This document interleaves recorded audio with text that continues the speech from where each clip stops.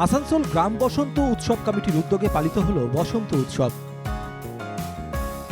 শান্তিনিকেতনের সাত দুর্গাপুরে চতুরঙ্গ মাঠে গীতাঞ্জলি কমিটির তরফে পালিত হল দোল উৎসব।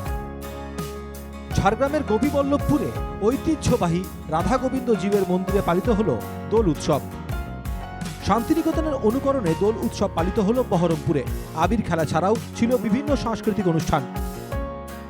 একদম পুরো শান্তিনিকেতনের পরিবেশটাকে তৈরি করানোর মতো চেষ্টা করা হয়। যেমন এবার আমাদের তৈরি করা হয়েছে একটি ছাতিমতলা, যেটা শান্তিনিকেতনে আছে, ওইরকম ওরই অনুকরণে একটুখানি আমরা চেষ্টা করেছি। বসন্ত উৎসবে মাতলেন উত্তর 24 পরগনার বসিরহাটের বাসিন্দারা। রঙের উৎসব পালন করতে হলো শোভাযাত্রা।